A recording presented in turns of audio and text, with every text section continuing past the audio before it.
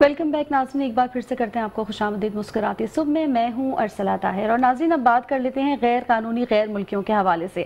आजकल ये बड़ा ज़ेर बहस मौजू है। पाकिस्तान छोड़ने की मोहलत इनको दे दी गई है जिसमें अब सिर्फ 25 दिन बाकी रह गए। वज़ारत इत्तलात के मुताबिक गैर कानूनी जो मुकीम गैर मुल्की हैं उनको अब 31 अक्टूबर तक पाकिस्तान छोड़ना होगा।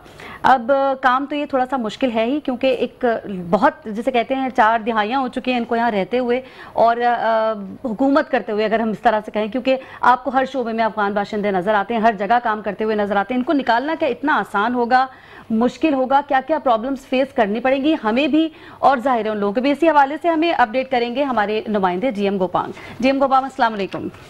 वालेकुम अस्सलाम जी, जरा बताइए कार्रवाइयों का सिलसिला कहाँ तक पहुंचा, क्या क्या कुछ हो चुका है और कहाँ कहाँ ये कार्रवाइयां हो रही हैं?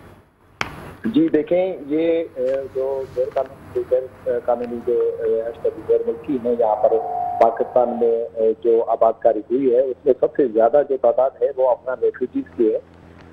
बदकिस्मती से पेशावर सरहद KPK और पंजाब ने पहले ही इस पर पाबंदी कुछ आयद की थी, जिसकी वजह से वहाँ पर उनकी सेटलमेंट का मसला था। उसके बाद जो है सिंध और बलूचिस्तान खासतौर पर इन गैर तारिकीन वतन का जो है टारगेट रहा, जिसमें सबसे ज्यादा मुतासिर अगर इलाका समझा जाता है तो वो कराची शहर ही है, जिसमें इस वक्त जो एपेक्स कमेटी गुज़िश्ता दिनों चीफ मिनिस्टर जस्टिस रिटायर्ड मकबूल बाकर की सदारत में जो इजलास हुआ उसमें जो आदाद शुमार पेश की गए वो शुरुआत है कि सिर्फ अफगानियों की तादाद जो बताई गई है वो तकरीबन 40 लाख के करीब है, जो कराची के अंदर गैर कानूनी तौर पर मुकीम है, जिनके पास कोई भी डॉक्यूमेंट नहीं है और यहाँ पर बड़ी कारोबार भी कर रहे हैं और उनके यहाँ पर अमलाक भी मौजूद है। इस सिलसिले में फौरी तौर पर जो अहकाम जारी किए गए थे वज़ीर आला सिंध की जानिब से कि इनके खिलाफ जो है वो कार्रवाई की जाए और कोई भी तारीख वतन पर बगैर किसी रजिस्ट्रेशन के यहाँ पर नहीं रह सकता। इसके अलावा जो कानून नाफिज करने वाले इदारे थे और जो एजेंसियां थी उनकी भी रिपोर्ट जो है वो हमें डिस्कस करनी चाहिए, वो बड़ी अहम है। अफगान जो रेफ्यूजीज हैं उनमें जो खास तौर पर गैर कानूनी तौर पर यहाँ पर शहरों के अंदर मुकीम है वो क्रिमिनल एक्टिविटीज में ज्यादा पाए गए हैं। गुज़िश्ता जिस रोज से ये ऑपरेशन की तैयारियां शुरू की गई हैं या गिरफ्तारियों की जो गिरफ्तारियां की गई हैं उसमें ज्यादातर तादाद उन लोगों की भी सामने आई है जो क्रिमिनल एक्टिविटी में यहाँ पर इन्वॉल्व थे। आज ही की सुबह की रिपोर्ट है कि जिसमें तकरीबन 30 के करीब अफगान रेफ्यूजीज के छापा मारा गया, जो जहाँ पे रिहाइश पजीर थे वहाँ पर गैर कानूनी उनके पास कुछ ऐसी मोटरसाइकिलें और ऐसे गाड़ियां मौजूद थी जो जिनके कोई डॉक्यूमेंट्स या मौजूद नहीं थे या ज्यादातर उनकी जो चोरी में वो इस्तेमाल की जाती रही हैं या चोरी शुदा थी। इसका मतलब ये है कि ये जो तारीकीन वतन है इनकी सबसे बड़ी तादाद जो है वो गैर कानूनी कामों में और जो एक्टिविटीज है उनमें उनका शुमार किया जाता है, जिसकी वजह से ऑपरेशन हुआ। अब गुज़िश्ता हफ्ते से जो ऑपरेशन हुआ है उसमें हजारों के तादाद में अफगान बाशिंदों को गिरफ्तार किया गया है। ये सिर्फ ऑपरेशन जो वजीर दाखिला का कहना है कि ये अफगान बाशिंदों के सिर्फ खिलाफ नहीं किया जा रहा, ये गैर तारीकीन वतन के खिलाफ किया जा रहा है।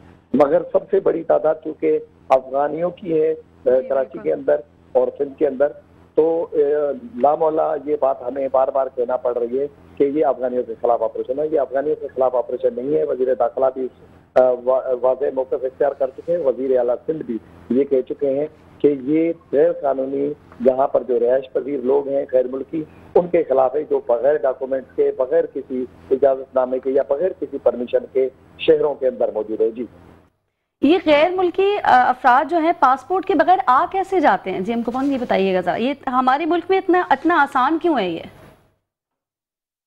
अफगान जो कैंपें कायम की गई थी उसमें सबसे बड़ी कैंप KPK के अंदर थी।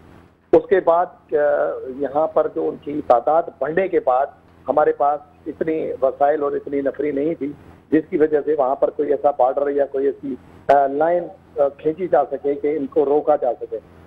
शुरू वाले दिनों में जो अफगान वार था उसमें खास तौर पर जो रेफ्यूजीज आए उनको हम खुद अपने शहरों तक लेकर आए और जिसमें किसी ने भी उनको रोक टोक नहीं की, बल्कि सियासी कुछ मजहबी जमायतें ऐसी थी जिन्होंने उनको पूरी भरपूर सपोर्ट दी और यहाँ पर उनको एक इस्लामी और अपने दीनी हिसाब से उनको एक फेवर देते हुए उनको फिर थोड़ी दिनों के लिए, चंद दिनों के लिए ये कहकर उनको जगह दी और जगहें दी कि वो वापस चले जाएंगे। मगर देखा ये गया कि वो यहाँ से वापस नहीं गए, बल्कि वो एक ही जगह पर 10 और को भी लेकर आए।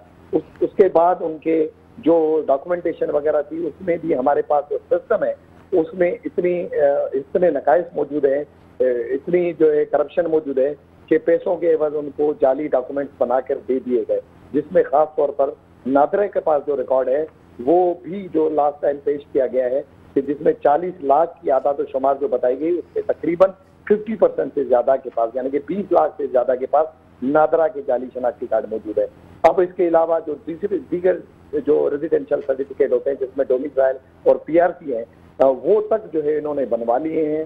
और कई तो गुज़िश्ता एक जो साबका आईजी सिंध थे एडी ख्वाजा के दौर में एक भर्तियां की गई थी पुलिस के अंदर, जिसमें तकरीबन 600 के करीब जाली डोमिसाइल पर जो गैर मुल्की थे, यानी कि जिनका ताल्लुक ये नहीं था कि पंजाब या किसी दूसरे सूबे से था, बल्कि वो गैर मुल्की थे, जिसमें ज्यादातर तादाद अफगानियों की बताई गई थी।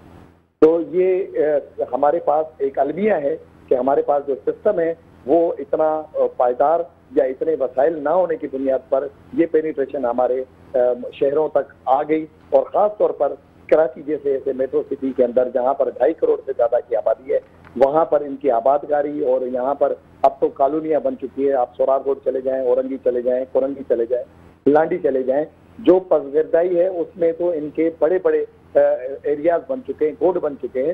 साथ में जो शहर के अंदर हैं जिनके कारोबार और बहुत बड़े लेवल पर वसाइल मौजूद हैं, जिनके बारे में ये भी रिपोर्ट मौजूद है कि वो डॉलर की गैर कानूनी स्मगलिंग में मुलविस हैं। मंशियात में भी उनका बड़ा अहम रोल है कि जो मंशियात भी यहाँ पर बेच रहे हैं। तो ये जितने भी गैर मुल्की तारिकीन वतन है इस वक्त वो बड़े एक जम चुके हैं कराची के अंदर देखा जाए, और कराची के अंदर उनके पास बहुत बड़े रिसोर्सेज हैं और बड़े रिसोर्स के साथ ही इनको वापस भेजा जा सकता है, वरना ये छोटे मोटे ऑपरेशन कारामद साबित नहीं होंगे। जी अच्छा, 31 अक्टूबर डेडलाइन बहुत करीब है और तादाद बहुत बड़ी है। अगर हम सिर्फ सिंध की बात कर लें तो आपको हर 2 कदम पे एक अफगान बाशिंदा नजर आएगा। इतना आसान है ये, इतना बड़ा टास्क, और डेडलाइन तो मुझे बड़ी करीब नजर आ रही है। की बात की जा रही है ऑपरेशन की, वो नौयत की का ऑपरेशन नहीं किया जा रहा। अब रोडों से उठाना या किसी चंद मखसूस टारगेटेड एरिया से कुछ लोगों को टारगेट करके गिरफ्तार करना ये आम सी बात है। आप सदर के एरिया में ही चले जाएं, मेन इम्प्रेस मार्केट के एतराफ के अंदर जो पहले एजेंसियों ने ही रिपोर्ट दी थी और पुलिस कानून नाफिज करने वाले इदारों ने रिपोर्ट दी थी कि वहाँ पर इम्प्रेस मार्केट के ऊपर और या इम्प्रेस मार्केट के एतराफ में जो ज़ेर तामीर इमारतें हैं वहाँ पर गैर कानूनी तारिकीन वतन की इतनी बड़ी तादाद रिहाइश पजीर है कि अगर वहाँ ही एक मरतबा ऑपरेशन किया जाए तो हजारों की तादाद में एक ही दिन में गिरफ्तारियां होंगी, मगर वो पॉसिबल किसी भी तरह नहीं है, क्योंकि एक नुक्स अमन का एक मामला पैदा हो जाएगा। ऑपरेशन किया जा रहा है, बातें की जा रही हैं, मगर जिस तरह अमल दरामद प्रॉपर तरीके से होना चाहिए वो अभी तक नजर नहीं आ रहा। सीधा सीधा लोगों को गिरफ्तार किया जा रहा है, हजारों की तादाद कुछ भी नहीं है। 40 और 50 लाख की जो बताई जा रही है फिगर, उस हिसाब से अगर देखा जाए रोजाना अगर 100 लोगों को भी अगर आप गिरफ्तार करके भेजते हैं तो आपके पास इतने वसाइल नहीं है। लामाला आपको अफगानिस्तान या गवर्नमेंट ऑफ अफगानिस्तान से बात करनी पड़ेगी। उनका नुमाइंदा भी आपके साथ मौजूद था, उन्होंने भी एक स्टेटमेंट जारी किया है कि इस तरह का ऑपरेशन जो है वो कारामद नहीं होगा। मगर जब तक आपको इंटरनेशनल कम्युनिटी सपोर्ट नहीं करती, जब तक आप बड़े पैमाने पर ऑपरेशन नहीं करते इस तरीके से, तब तक ये कामयाबी आपको नहीं मिल सकती कि आप 20 से 25 लाख लोगों को एक चंद दिनों के अंदर भेज सके। 31 तारीख का जो डेडलाइन दिया गया है वो उन लोगों को दी गई है जो रजाकाराना तौर पर जाना चाहे। अगर जो रजाकाराना तौर पर चले जाते हैं तो उनके लिए सहूलतें होंगी, अगर रजाकाराना तौर पर जो नहीं जाएगा उसके बाद लामाला गिरफ्तारियां जरूर होंगी, मगर फिर भी हमें बहुत बड़े लेवल पर वसाइल की जरूरत पड़ेगी। जी अच्छा, मदारिस के हवाले से भी बात की जा रही है कि वहाँ भी रेगुलाइजेशन और रजिस्ट्रेशन का जायजा लिया जाएगा, तो इससे भी फर्क पड़ेगा? जो मामला है वो है मदारिस में गैर कानूनी जो रिहाइश पजीर लोग हैं या जो तालिब इल्म बच्चे पढ़ रहे हैं उनकी किसी की भी रजिस्ट्रेशन पहले नहीं थी। ये जनरल परवेज मुशर्रफ के दौर में भी एक मरतबा इशू उठाया गया था, जिसमें जो हमारी दीनी जमायतें हैं उन्होंने भरपूर इस पर मज़ाहमत की थी, जिसकी वजह से उस मामला को थोड़ा सा पोस्टपोन किया गया था। इस वक्त हमारे पास जो मदारिस हैं उनकी तादाद बहुत ज़्यादा है। कराची के अंदर ही तकरीबन 6.5 लाख मदारिस छोटे बड़े मिला के की तादाद बताई जा रही है। मसाजिद में जो रहश पजीर लोग हैं, इनमें जो तालिब इल्म पढ़ते हैं, अगर हम नज़र दौड़ाएं तो हमारे बच्चे वहाँ रहश पजीर नहीं है। हमारे जो मुकामी बच्चे हैं उन किसी को भी वहाँ नहीं रखा जाता। तो लाजमी बात है, वहाँ पर जितने बच्चे हमें नजर आते हैं, तालिब इल्म नजर आते हैं, जिनकी उम्र तकरीबन 12 साल से लेके 35-40 साल तक की भी बनती है, तो वो बाहर के ही लोग हैं, वो तारिकीन वतनी हैं, जिनमें सबसे ज्यादा तादाद अफगानी की है। उसके बाद जो सेकंड तादाद बनती है वो बंगाली और बर्मियों की बनती है। मगर अफगानी जो है वो मदरसों में बहुत ज्यादा कसीर तादाद में पाए जाते हैं। अगर ये प्रॉपर तरीके से रजिस्ट्रेशन का अमल किया जाता है तो किसी हद तक एक मामला हल हो सकता है। वरना जिस तरीके से मदरसों से बच्चे निकल के बाहर आ रहे हैं, मदरसों में वो अपनी जबान को छोड़ के उर्दू जबान बहुत अच्छे तरीके से बोलना सीख जाते हैं। यहाँ के माहौल को वो समझने के लिए बहुत उनको आसानी पैदा हो जाती है। मदारस बुनियादी तौर पे एक सहूलत का काम करते आए हैं। अगर 80 से लेके आज तक की ये सालों में देखा जाए तो यहाँ पर जितनी भी आबादकारी हुई है उसमें सबसे बड़ी सहूलतकारी का काम मदरसों ने किया है। और जमायत जो दीनी जमायतें हैं उन्होंने इस सहूलतकारी का काम किया है। इस वक्त हमें मदारस पर हकीकतन काम करना चाहिए और ये बहुत अच्छा इक़दाम होगा अगर प्रॉपर तरीके से रजिस्ट्रेशन हो जाए। जी बहुत शुक्रिया जी गोपांग, आपने बड़ा तफसीली अपडेट किया। और नाज़रीन, यहाँ वक्त हुआ है एक छोटी सी ब्रेक का, जाते हैं और जल्दी से वापस आते हैं। आपने कहीं नहीं जाना, रहना है हमारे साथ। वेलकम बैक नाज़रीन, एक बार फिर से करते हैं आपको खुशामदीद मुस्कुराती सुबह। मैं हूं अरसला ताहिर और हम बात कर रहे थे गैर कानूनी मुकीम गैर मुल्कियों की, जिनको 31 अक्टूबर की डेडलाइन दे दी गई है, जो कि बहुत करीब है। और इसी हवाले से हमसे बात करेंगी हमारी सीनियर एंकर पर्सन डॉक्टर सना गौरी। अस्सलाम वालेकुम। अच्छा जी, अभी तो हमारा उनसे रब्ता नहीं हो पाया है, लेकिन हम आपसे जो है उसी हवाले से थोड़ी सी बातचीत कर लेते हैं। जैसे कि हमने कहा कि 40 साल से या 4 दिहाइयों से जो लोग हमारे साथ रह रहे हैं उनको निकालना कितना मुश्किल हो जाएगा, कितनी सारी मुश्किलात जो हैं वो हमें भी पेश आएंगी और ज़ाहिर है जो निकल के जाएंगे उनको तो आएंगी। लेकिन चूँकि हालात अब बहुत ज़्यादा ख़राबी की तरफ जा रहे हैं तो ये फ़ैसला करना बहुत ज़्यादा ज़रूरी था। मुल्क के जैसे कहते हैं ना फ़ायदे में ये फ़ैसला है, जिसमें लगेगा बहुत टाइम, थोड़ा सा टफ टास्क है, क्योंकि आपको भी पता है और हमें भी पता है कि अफगान बाशिंदे या गैर मुल्कियों की अगर हम बात करें, गैर कानूनी तौर पर जो रुके हुए लोग हैं वो आपको कहीं पर भी नजर आ जाता है। अब बहुत अजीब सी बात यह है कि यहाँ पर आना बड़ा आसान है हमारे मुल्क में, बगैर पासपोर्ट के, बगैर वीज़े के, जो कि दुनिया में कहीं नहीं हो सकता ऐसा। लेकिन खैर बड़े 2-4 तरीके ऐसे होते हैं जो कि गलत हैं, उसको इस्तेमाल करते हुए जो लोग हैं वो दाखिल हो जाते हैं हमारे मुल्क में। और उसके बाद जो है कहीं ना कहीं जो लोग हैं, जो मुल्क के लोग हैं, हम जो पाकिस्तानी हैं, उनका कहीं ना कहीं कोई ना कोई हक मारा जाता है। तो खैर उसी सिचुएशन को ठीक करने के लिए, इन्हीं सारे मामलात को फिक्स करने के लिए ये फैसला लिया गया है कि इन लोगों को पाकिस्तान छोड़ना पड़ेगा, जिसमें अब 25 दिन बाकी रह गए। अब मेरा ख्याल है सिंध का भी आज जो है वो एपेक्स कमेटी का अहम इजलास मुतवक्के, उसमें भी ये सारी चीज़ें जो है वो डिस्कस की जाएंगी। आगे इसको लेके जाया जाएगा, किस तरह से इलाया अमल तैयार किया जाएगा, क्योंकि ये एक बड़ा टास्क ज़रूर है, मुल्क बदरी को यकीनी ज़रूर बनाना है। इसी को जो है आगे लेके जाएंगे। इनकी एक सूरत में या तो इनको मुल्क बदर किया जाएगा या फिर साथ साथ इनकी जो जायदादें जो हैं वो भी जब्त कर ली जाएंगी। ज़ाहिर है अगर सीधे तरीके से ये मामला ठीक नहीं होता तो फिर हर वो तरीका जो कानूनी तौर पर सही होगा वो इख्तियार किया जाएगा, ताकि इस सिचुएशन से हम जो है जल्द अज जल्द निकलें। कानून नाफिज अदा करने वाले जो इदारे हैं वो भी इस गिरफ्तारी को और मुल्क बदरी को यकीनी बनाएंगे। इनकी जायदादें जो है वो जब्त की जाएंगी। और इसी हवाले से हमें अपडेट करेंगी सीनियर एंकर पर्सन डॉक्टर सना गौरी। अस्सलाम वालेकुम। जी वालेकुम अस्सलाम। कैसी हैं आप डॉक्टर साहबा? ठीक है अल्हम्दुलिल्लाह।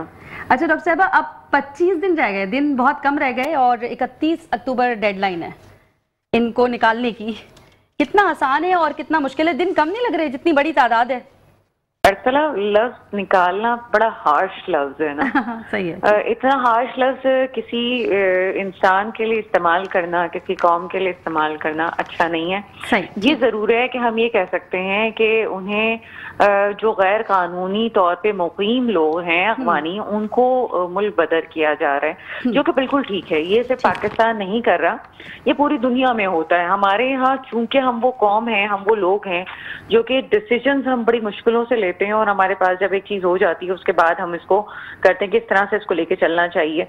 लेकिन किसी को निकालना, ये मेरे ख्याल है उन लोगों के लिए ज्यादती हो जाएगी कि जो यहाँ पे बहुत कानूनी तौर पे और अच्छे तरीके से बिजनेस कर रहे हैं और पाकिस्तान की इकोनॉमी को सपोर्ट भी कर रहे हैं। बिल्कुल। तो ये दो अलग अलग चीजें हैं कि हमें किसी कौम के बारे में, ये बिल्कुल ऐसा ही है कि पाकिस्तानी जब खुद अमेरिका या वेस्टर्न कंट्रीज, कनाडा या किसी और वेस्टर्न कंट्रीज में कहीं जाते हैं और वो वहाँ पे अपनी मेहनत मजदूरी करते हैं, उनकी इकोनॉमी को भी फायदा करते हैं, अपना भी फायदा करते हैं। तो अगर हमारे लिए अगर ये कहा जाए वहाँ पे अगर कुछ हमारी मुल्क के खराब लोग हों या ऐसे लोग हों जो कि फसाद फैला रहे हैं, तो उनको अगर मुल्क बदर किया जाएगा तो मेरे ख्याल है और बहुत सारे लोग जो वहाँ पे मुकीम होंगे उनकी दिल आजारी होगी। चलें आगे बात करते हैं। यहाँ पे जो एक सिलसिला है मुल्क बदर करने का अफगानियों को, तो ये इतना आसान नहीं था। लेकिन पाकिस्तान की तारीख में ऐसे बहुत से कठिन फैसले आए हैं कि जो जिस पे डिसीजन लेना पड़ा, और मुल्कों की तारीख में ऐसे डिसीजन लेने पड़ते हैं। ये बात अफगान हुकूमत को भी समझनी चाहिए। जैसे अफगान हुकूमत को इस वक्त आलमी सतह पे नहीं एक्सेप्ट किया गया, लेकिन उसके बावजूद उनकी तरफ से एक बयान आया है कि इस पे नजरसानी की जाए। तो जनाब, नजरसानी अब इसलिए नहीं की जा सकती, ये एक मौकफ दो टोक होना चाहिए कि अब आपकी हुकूमत भी बने हुए एक अरसा हो गया है, आप अपनी चीजें संभाल रहे हैं, तो बेहतर है कि आप अपनी चीजों को मजीद संभालते हुए और अपने शहरियों को एक्सेप्ट करें, अब उनके लिए रोजगार के मौके फराम करें, उनके लिए अपॉर्चुनिटीज पैदा करें, बनिस्बत ये कि वो दूसरे ममालिक में जाके जो है वो उनकी इकोनॉमी को नुकसान पहुंचाएं या इस किस्म की चीजों में इन्वॉल्व हों कुछ लोग कि जो कि गैर कानूनी है। अच्छा, इसमें तारीख एक और पहलू भी आता है कि ईरान में भी जब अफगानिस्तान में जब पहली भी जंग के सिलसिले हुए तो ईरान में भी बहुत से अफगानियों ने मूव किया था 80 की दिहाई में, और वहाँ पे वो कारोबार भी कर रहे थे, उनकी नस्लें भी परवान चढ़ रही थी। आप ये खुद सोचिए कि जब 80 की दिहाई में वो लोग वहाँ गए थे तो उन्होंने मुख्तलिफ तरीके से कारोबार किया।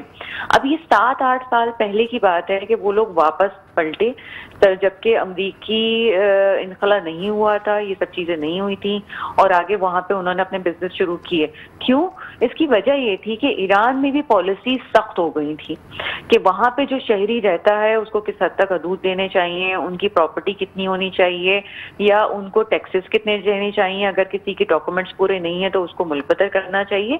ये हमारे पास बहुत पहले हो जाना चाहिए था। अगर नहीं हुआ, चले नहीं हुआ, लेकिन अब ये याद रखना चाहिए, चाहे वो सिविल गवर्नमेंट हो, चाहे वो इस्टेब्लिशमेंट फैसले कर रही हो, तमाम इदारे, इंतजामिया, मुकन्ना, कोई इदारा है अगर फैसला करता है तो उन्हें इस बात को यकीनी बनाना चाहिए कि पाकिस्तान में प्रॉपर्टीज कौन खरीद सकता है, कैसा खरीद सकता है, अगर किसी का जाली शनाख्ती कार्ड बना है और कार्रवाइयां हुई भी हैं उनके खिलाफ तो वो क्यों हुई है, ऐसा क्या हुआ है, तो इन तमाम चीजों को आगे जाना चाहिए। जैसे आपने थोड़ी देर पहले मैं सुन रही थी कि आप ये लफ्ज आपने अदा किया कि उनकी जायदादों को भी जब्त किया जाएगा। ये बड़ा मतलब आप एक लम्हे के लिए सोचेंगे, बड़ा सख्त जुमला है ना कि अगर मैं या आप हम अपनी जिंदगी की कमाई एक चीज पे लगाते हैं और कहते हैं जायदादों को जब्त किया जाए तो बुरा लगता है। लेकिन हाँ, ये जुमला जरूर ऐड करना चाहिए कि अगर किसी ने गैर कानूनी तौर पे अगर कोई चीज बनाई है और उसको हासिल किया है तो वो जब्त किया जाना बिल्कुल ठीक है। तो लफ्जों का थोड़ा सा उतार चढ़ाव अगर बेहतर हो जाएगा हमारी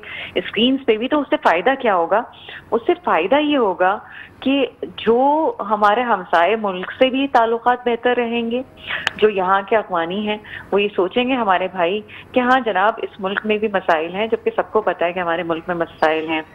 हम जो हैं वो बीच में हमारे पास आ रहा था कि जी दिवालिया होने पे जा रहे हैं, या हमारे पास महंगाई बढ़ती जा रही है, हमें अपने शहरियों का हिसाब किताब करना मुश्किल हो गया है, आबादी के मसाइल के हमारे साथ मौजूद हैं। तो उसमें ये है कि हमारे वो भाई अंडरस्टैंड करेंगे हमारे कि नहीं जनाब अब इस मुल्क में रहना दुश्वार हो चुका है, हमें दूसरे मुल्क में चले जाना चाहिए, अपने मुल्क में जाना चाहिए, वहाँ बिजनेस के मौके ढूंढने चाहिए। अच्छा, फिर ये कि पब्लिक डोमेन में लाना ठीक है, पब्लिक डोमेन में बड़े फैसलों को लाना चाहिए, लेकिन पब्लिक डोमेन में लाने से पहले लफ्जों के चुनाव और चीज़ों को बेहतर बनाना ये भी इम्पोर्टेंट है कि आप क्या कर रहे हैं। जहाँ तक कराची की बात है, क्योंकि हम कराची को फोकस कर रहे हैं, तो कराची में ये बात देखी गई है कि आपको याद होगा कि NAD के जो एक लड़का है उसको दौराने वारदात मार दिया गया था। अब ये सोचें कि कितनी ही जवान लड़की इसी तरह से दौराने वारदात, जिसके घर से जब जनाजा उठता है उसी को ही अंदाजा होता है। जब CCTV फुटेज देखी गई तो उसमें कुछ तारकीन वतन अफगानी मुलविस थे, और इसके अलावा भी बहुत से ड्रग्स के ऐसे काम हैं, गैर कानूनी काम हैं जिसमें अफगानियों के मुलविस होने के हमें चांसेस मिल रहे होते हैं। तो ये बात अफगान हुकूमत को भी सोचनी चाहिए कि अगर कोई ऐसा डिसीजन किसी मुल्क की तरफ से लिया जा रहा है तो उसको वेलकम किया जाए। और यहाँ पे मुकीम अफगानियों को भी बात सोचनी चाहिए कि उनके लोगों ने क्या किया है उनका इमेज बिगाड़ने के लिए। ये बिल्कुल ऐसा ही है कि अगर कोई एक भी शख्स किसी कौम से कोई बात करता है तो ऑफ कोर्स वो पूरी कौम को रिप्रेजेंट करके गलत कर रहा है। तो ये बात यहाँ के लोगों को भी समझना चाहिए कि ये इस मुल्क ने जहाँ आपको इतना सब कुछ दिया, आपकी तीसरी नस्लों को परवान चढ़ा रहे हैं, तो अब इस मुल्क की बेहतरी के लिए आप अपने लिए भी कोई रास्ता फराहम करें और दिलों में मैल निकाल के आप वापस चले जाएं तो बेहतर है। बड़ी खुश उसलूबी के साथ वापस चले जाएं तो बेहतर है। सही। अच्छा डॉक्टर साहब, हम तो बात ही गैर कानूनी तौर पर जो गैर मुल्की है हम उनकी कर रहे हैं। आपने मिसाल दी कि पाकिस्तान से बाहर भी लोग जाते हैं, तो क्या हमारे लोग भी गैर कानूनी तौर पर जाकर वहाँ जायदादें बनाते हैं? ये बात आपको अंदाजा है, ये वो बात कहना मुझे तो लगता है पाकिस्तान में ज्यादा आसान है दाखिल हो जाना। जी जी, ये आसानी है। अच्छा, पाकिस्तान के जो बाहर हमारे लोग जाते हैं उनका अक्सर का वीजा एक्सपायर हो जाता है, या अक्सर जो है वो जाके वो उनको क्या बात की जाए मौजूआत पे। बहुत से स्टूडेंट्स ऐसे हैं जिसको HSC ने वीजा दिया वहां पे जाके पढ़ने के लिए, वहां पे वो स्लिप हो गए। तो ये लेकिन कम तादाद में। हमारे यहाँ चूंकि लॉ एंड ऑर्डर की सिचुएशन में हम बड़े हल्का हौला हाथ रखते हैं। अब आप देखें, अगर मैं या आपके हमारे बहुत सारे लोग यहाँ जितने नाजरीन मेरी बात सुन रहे हैं, उनमें कितनों की फैमिलीज ऐसी है जो इंडिया में मुकीम है, भारत में मुकीम है, ठीक है। हमारे भी बहुत से रिलेटिव भारत में है। अब आप भारत में आप कदम रख के देखिए, आप जैसे ही कदम रखते हैं आपका वीजा होता है, आपके पीछे पड़ जाते हैं पुलिस वाले और इंतजामिया कि आप कहाँ जा रहे हैं, क्या कर रहे हैं, किससे मिल रहे हैं, कब वापस जाएंगे, और आपको वीजा मिलना ही प्रॉब्लम है।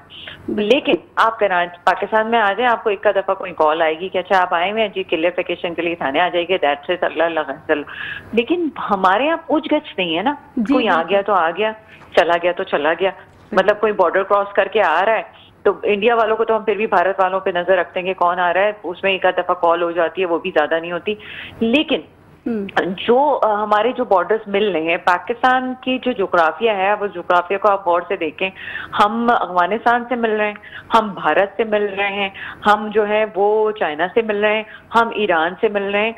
अब इन सबको करना, ये वाला जो अफगानियों का मामला, ये क्रूशल वे में ठीक करने की कोशिश की जा रही है, जो मैं एजेंसियों को और हमारे कानून नाफिज करने वालों को मुबारकबाद दूंगी कि वो बिल्कुल ठीक कर रहे हैं। लेकिन ये इकदाम जो है ना, ये अचानक से नहीं होना चाहिए था कि अचानक से हम इसको वो लेके आते और करते, अचानक से हम लोगों को पकड़ना। ये मेरा ख्याल है कि मेरी पर्सनल राय है, जो कानून नाफिज करने वाले लोग मेरी आवाज सुन रहे हैं, तो एज अ स्कॉलर मैं ये बात करना चाहूंगी कि पब्लिक डोमेन में लाने से पहले ये कार्रवाइयां बहुत पहले शुरू हो जानी चाहिए थी, और अगर नहीं भी हुई थी तो या कार्रवाई शुरू होने के बहुत बाद में हमें इस पे डिस्कशन करना चाहिए था कि, लेकिन हाँ, पब्लिक अवेयरनेस के लिए जरूरी है ये चीज कि आप भी बात कर रही हैं, इतनी इंपॉर्टेंट इशू को रेज कर रही हैं और मुख्तलिफ चैनल्स में इस चीज को रेज किया जा रहा है। ऑफकोर्स ये इंपॉर्टेंट है।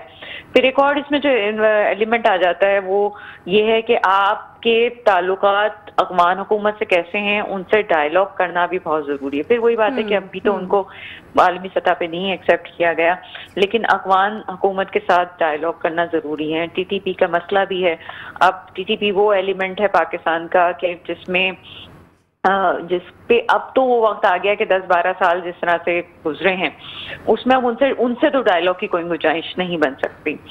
तो अब हमारे यहाँ तो ना सिर्फ कराची बल्कि मुल्क के मुख्तलिफ जगह पे हम दहशतगर्दी के वाकयात में भी उनको देख रहे हैं। और हम कब तक इस पे बर्दाश्त कर सकते हैं? एक हद होती है, वो कहते हैं ना कि जो ऑपरेशन ज़रबुल फसाद जब शुरू हुआ और आप ये देख सकते हैं कि उसमें क्या क्या कार्रवाइयाँ हुई, तो ऐसी बहुत सारी चीज़ें जो मुल्कों की तारीफ में होना ज़रूरी होती हैं, यानी कि अभी करें या बस ख़त्म हो जाए, वो वाला हाल है। तो मेरा ख्याल है कि अब ये ज़रूरी था करना। सही सही। जो इकोनॉमी को थोड़ा सा धचका लगेगा उसका क्या कहेंगी?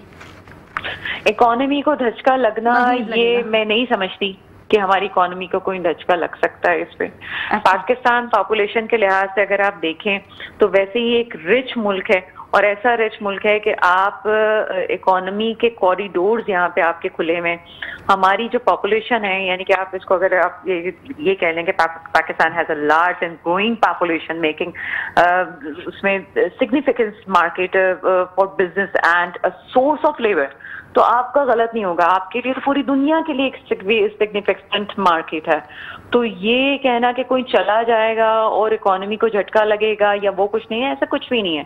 पाकिस्तान के पास इस वक्त टैलेंट मौजूद है, पाकिस्तान के पास इस वक्त लेबर सोर्स मौजूद है, जो कि सबसे कम पैसों में आप ऑनलाइन काम करवा लें। पूरी दुनिया में जो लोग काम करवाते हैं वो ऑनलाइन लेबर सबसे सस्ती पाकिस्तान में मौजूद। लेबर का मतलब ये नहीं कि आप जो है हम जो लेबर से सोच समझते हैं कंप्यूटर में काम करने वाले हमारे बच्चे हैं वो काम कर रहे हैं, तो हमें तो बड़े कम पैसों में पूरी दुनिया को ये चीजें, इकोनॉमी में हम चाहें तो इकोनॉमिक पोटेंशियल हमारे लोगों में भरा पड़ा है। और फिर आगे भी चीज है कि जो हम पाकिस्तान इकोनॉमिक कॉरिडोर से पैक की बात करते हैं तो वो भी बड़ा मेजर रोल अदा करेगी आगे। मुख्तलिफ जो प्रोजेक्ट्स हैं, तो पाकिस्तान को तो अल्लाह ताला ने नेमतों से नवाजा है, हमें इकोनॉमिक सूरत हाल की फिक्र नहीं करनी चाहिए। अगर हमने ये डिसीजन लिया है, इंशाल्लाह हमारा नेक्स्ट डिसीजन यही होगा कि अब हम चीज़ों को बेहतर कैसे कर सकते हैं। इंशाल्लाह। Thank you so very much doctor Sana Lahori sahab, आपका बहुत बहुत शुक्रिया, आपने कीमती वक्त में से वक्त निकाला।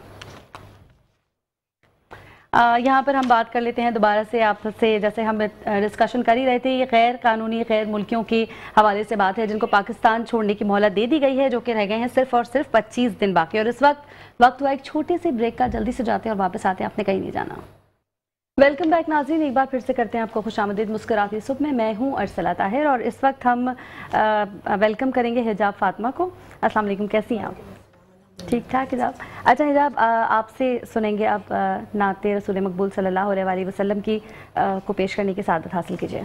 सल्लल्लाहु अलैहि वसल्लम।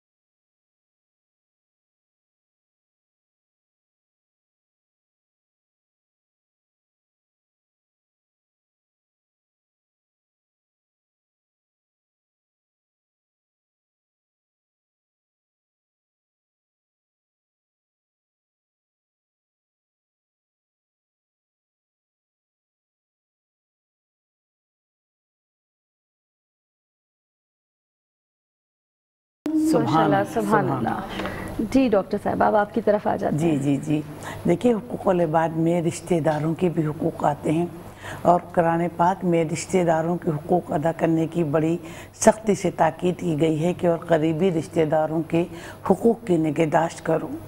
कुरान पाक में अल्लाह ताला इरशाद फरमाता है कि जब लोग तुमसे पूछें कि माल कहाँ खर्च करो, तो जवाब दो कि जो माल तुम खर्च करो वालिदैन, रिश्तेदारों, यतीमों, मसाकीनों पर खर्च करो।